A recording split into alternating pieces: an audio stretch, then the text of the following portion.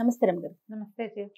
రమగారు, భగవంతుడికి మనం ప్రతిరోజు పూజ చేసుకునేటప్పుడు ధూపం, దీపం, నైవేద్యం ఇవి ఒక వరుస క్రమంలో మాటలు కూడా అలానే వచ్చేస్తాయి కదా. ధూపదీప నైవేద్యాలు. నైవేద్యాలు సమర్పించుకుంటాం కదా. వీటి యొక్క ప్రత్యేకతలు ఏంటంటే కొన్ని సందర్భాల్లో కొన్ని చేయలేకపోతాం, కొన్ని చేయగలుగుతాం. ఏదో బాధ అనిపిస్తుంది, అమ్మో నేను ఈరోజు ధూపం వేయలేదు లేదా దీపం పెట్టలేదు, పోనీ నైవేద్యం పెట్టలేకపోయాను, ఏంటి ఎందుకు ఇట్లా అయిపోయింది, ఎందుకు చేయలేకపోయాను అట్లా అనిపిస్తూ ఉంటుంది కదా. ఖచ్చితంగా ప్రతిదీ పెట్టుకోవాలి, బట్ కుదరకపోతే ఏంటి పరిస్థితి? దండం పెట్టడమే శ్రద్ధగా. మామూలుగా షోడశోపచారాలు చెప్తాను జయ. 16 ఉపచారాలు చేస్తారు భగవంతుడికి. 16 ఉపచారాలు చేయలేకపోతే పంచోపచారాలైనా చేయమంటారు.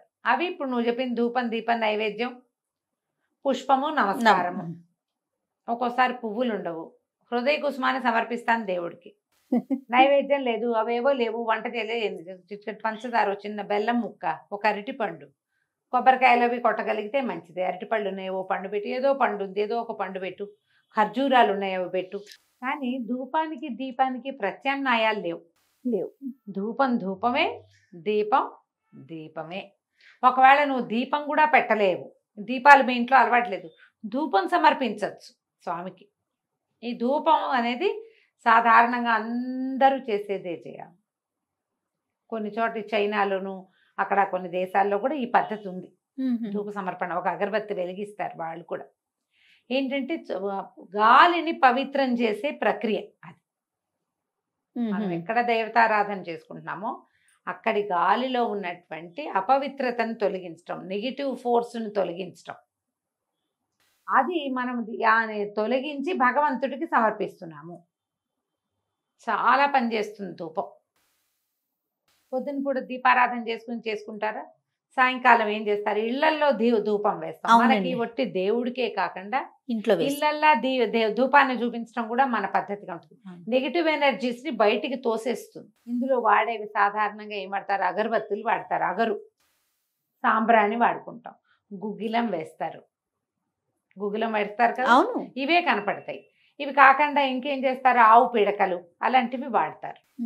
ఇవన్నీ కూడా పవిత్రమైన వస్తువులు, వాతావరణాన్ని శుద్ధి చేసేవి, మానవ శరీరాలకి ఏ రకంగానూ కీడు చేయనివి, ఇట్లా వాడతారు.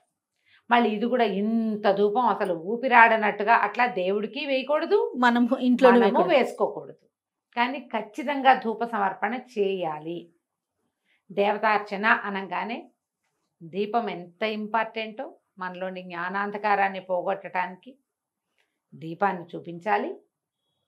ఈ మనం ఉన్న వాతావరణాన్ని పవిత్రం చేయటం కోసం, నెగిటివ్ ఫోర్సెస్ని బయటికి పంపటం కోసం ధూపాన్ని కూడా చూపించాలి. అంటే అది అగరబత్తి అయినా పర్వాలేదు, లేదా అగరబత్తి అయినా పర్వాలేదు, సాంబ్రాణి అయినా పర్వాలేదు. ఆ సాంబ్రాణిని మీరు ఏ విధానంతో వేసుకుంటారో ఏదైనా పర్వాలేదు.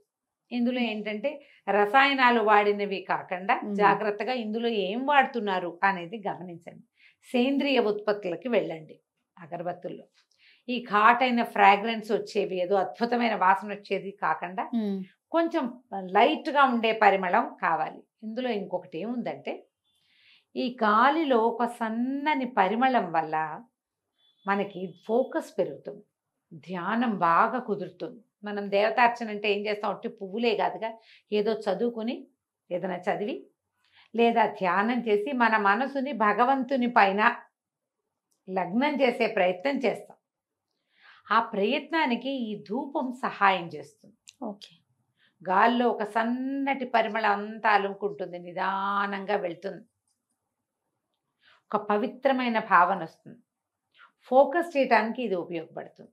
మళ్ళీ ఇందులో ఘాటైన వాసనలు అవి ఉన్నాయి అనుకో, అవి మనల్ని డిస్టర్బ్ చేయొచ్చు.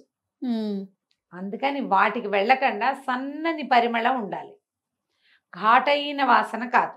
పైగా ఈ అగరత్తులకి షెల్ఫ్ లైఫ్ పెంచడం కోసం ఎక్కువ రసాయనాలు వాడతారు, వాటికి వెళ్ళబోకండి. చూసి కొనుక్కోండి ఏవైనా. ఇవి ఇంట్లో కోన్లలో దొరుకుతాయి, మనమే పొడిగా వేసి పొడిని వేయటము. ఈ పొడి వేసామనుకో ఒక్కసారి వస్తుంది మొత్తం ధూపం, స్వామికి సమర్పించేస్తాం, అదంతా బయటకు వెళ్ళిపోతుంది. కానీ దాని తాలూకు పరిమళం సన్నగా ఒక తెరలాగా అలుముకొని గదిలో ఉంటుంది. అగరబత్తి అనుకో, అది సన్నగా మండుతుంది, నిదానంగా పొగ వస్తూ ఉంటుంది, స్లోగా గదంతా అలముకుంటుంది. మన బుద్ధి నిలవడానికి చేసే రకరకాల సాధనాల్లో ఈ భగవంతుడికి ధూప సమర్పణ కూడా పనిచేస్తుంది. భగవంతుడికి సరే రమ్మగారు. అలాగే పసిబిడ్డలకు కూడా వేస్తాం కదా, అవును, అంటే సాంబ్రాణి వేస్తాం. సాంబ్రాణి. దీనికి ప్రత్యేకమైన కారణం ఏంటంటారు? దీనికి నెగిటివ్ ఫోర్సెస్ అంతే. లేకుండా పిల్లలు పుట్టినప్పుడు వీళ్ళు ఎలా అంటే మనకి పూర్వకాలపు నమ్మకాలు కదా జయ, ఇవి మాయలో ఉండి వస్తారు లోపల. ఎంతకాలం, ఒక 9 నెలలు 10 నెలలు లోపల ఉంటారు. వీళ్ళు బయటకు వచ్చాక 6 నెలల పాటు వీళ్ళకి పిల్లలకి ప్రతి వాళ్ళకి కూడా పూర్వజన్మ స్మృతులు ఉంటాయి. అవునట. అందుకే నిద్రలో ఏడుస్తారు, నిద్రలో నవ్వుతారు. అవును. బాగా అంటే ఈ ప్రపంచానికి సంబంధించని వేరే అలౌకికమైనది ఒకటి ఉంటుంది. ఈ వాళ్ళ చుట్టూతా కొన్ని రకాల ఏమంటారు ఈవిల్ స్పిరిట్స్ లాంటివి వీళ్ళ చుట్టూతా రావడానికి అవకాశం ఉంటుందట. అందుకని ధూపం వేస్తే వాటిని పోగొడతామని ఇట్లా చేస్తారు. ఇవి నమ్మకాలే. అదే పసిబిడ్డలు ధూపం ఏంటో మనమే చేస్తాం, అందరూ ఎవరేస్తారు? అదే కదా, ఎవరు అది మన నమ్మకం. మన ప్రాంతపు ఆచారంగా ఉంటుంది. ఇప్పుడు ఎవరేస్తున్నారో మా ధూపాలు, డాక్టర్లు స్నానం కూడా చేయించద్దు అంటారు కదా. వాళ్ళు అలికిగా పుట్టారు, పిల్లలు అల్పంగా పుట్టారు, వెయిట్ లో అండర్ వెయిట్ ఉన్నారు, నలుగు పెట్టద్దు, నూనె రాయద్దు, బొట్టు పెట్టద్దు, బోనం పెట్టద్దు, పొగలు గీగలు వేయకండి. ఇప్పుడు ఈ పొగ వేసే వాళ్ళు వీళ్ళు ఏం చేస్తున్నారు, ఇది వరకు బొగ్గులు వెలిగించి సాంబ్రాణి వేస్తే పొగ, ఇప్పుడు అట్లా కదా ధూప్ స్టిక్ వెలిగిస్తారు. అందులో ఏమున్నాయో డాక్టర్లను అనకూడదమ్మా, వాళ్ళు తెలిసే, వాళ్ళు ఇందులో ఉన్న ప్రమాదాలు చూసే అవును ఈ ధూప్ స్టిక్ చూపిస్తారు. ఆ ధూప్ స్టిక్స్ ఏం సేఫ్ కాదమ్మా. అందులో ఏం కెమికల్స్ ఉన్నాయో మనకు తెలియదు కదా. మనకు తెలియదు. సాంబ్రాణి ఖచ్చితంగా గవ్వ సాంబ్రాణి అని దొరికేది, పైగా అది ఒకసారి పొగొచ్చి పోయేది. అవును. ఇదట కదట వస్తూనే ఉంటుంది అరగంట సేపు. అవును. అది అస్సలు సేఫ్ కాదు కదా. అందుకని వాళ్ళు వద్దంటున్నారు. మనకి తెలివిగల పనులు అవి పోయినాయి అంటే తాపీగా ఓపిక్గా చేసే పని మానేసాం మనం. చిటుక్కున అయిపోవాలి ఏదైనా, రెడీమేడ్, అన్ని రెడీమేడే. మరి రెడీమేడ్ వ్యవహారాల్లో పిల్లలకి ఏదైనా హాని అయితే వాళ్ళ లంగ్స్ లోకి పోతే ఆ పొగ, అది ఇబ్బంది. పైగా అది చేతొచ్చిన వాళ్ళు లేరు ఇప్పుడు. పిల్లలకి పొగ బారకుండా, ముక్కుల్లోకి వెళ్ళకుండా, వాళ్ళ ఉక్కిరి బిక్కిరి కాకుండా చేయగలిగే కెపాసిటీ ఉన్న జనం లేరు. అమ్మమ్మలు కూడా పిల్లల్ని హ్యాండిల్ చేయడం రాదు పాపం, కాలం అలా అయిపోయింది. అందుకని వాళ్ళు కూడా వద్దంటారు. కాబట్టి పిల్లలకి సాంబ్రాణి వేయాలని అదని మీ ఇంట్లో పెద్దవాళ్ళు ఉంటేనే అంతేమ్మా, లేకపోతే చేయబోకుండా వదన్నాం. భగవంతుడికి మాత్రం వేసుకోవాలి.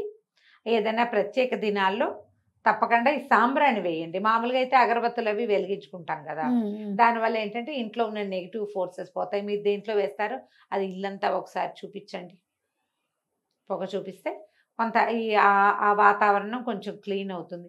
బోల్డన్ని రకాలు వస్తాయి వేస్తారు జయ. వేపాకుల పొడి అలాంటివి కూడా వేస్తారు.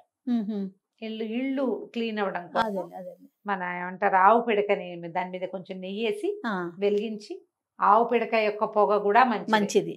ఇది ఏంటంటే మంచిదని తలుపులేసి మొత్తం వాసన పీల్చాలని ట్రై చేయకుండా, అది మంచిది కాదు. అవును. అట్లా కాదు, జస్ట్ ఆ గాలి ఇలా మన ఇంట్లో ఉన్న గాలిని కొట్టేయాలి అంతే. అంతా తీసి వేయాలి కదా రమ్మగారు. డోర్స్ అన్ని ఓపెన్ చేసుకోవాలి కదా. చాలా మంది నేను చూస్తాను మొత్తం మీరు అన్నట్టు క్లోజ్ చేసుకుని ఇంట్లో ధూపం వేసి, అది ఎంత జబ్బు చేస్తుందో లంగ్స్ కి, చాలా అనారోగ్యం. పిల్లలు ఒక్కొక్కసారి సఫకేట్ అయిపోవచ్చు, ఉక్కిరి బిక్కిరి అయ్యే పనులు చేయబోకండి. పాత పద్ధతే గాని ఇప్పుడు ఈజీగా మనకి సేంద్రియ ఉత్పత్తులు గోశాలల వాళ్ళందరూ తయారు చేస్తారు చక్కగా. మీరు ఏం చేస్తారు, మనం గోసేవ అనగానే సపోర్ట్ చేసుకోవాలి గోవుల్ని, మనని గోవులు. అవునండి. మనకి ఇక్కడికి పిడకలు కావాలి, అగరబత్తులు కావాలి, ఇంకా ఏవో కావాలి, గో ఆధారిత ఉత్పత్తులు. మనం అవన్నీ గోశాలల నుంచి కొన్నామనుకోండి, ఈ డబ్బుతోటి గోశాలలు వృద్ధి అవుతాయి. వాటికి సేవ అదే, వాటికి ఆహారం అందుతుంది. కాబట్టి సేంద్రియ ఉత్పత్తులకి వెళ్ళండి, ధూపం వేసుకోండి. ఒకవేళ దీపారాధన కూడా చేయలేని పరిస్థితి ఉంటే మీకు ఒక అగరబత్తి వెలిగించి దేవుడి దగ్గర చూపించి దండం పెట్టుకున్న పనికొస్తుంది. నమస్తే. నమస్తే జయ.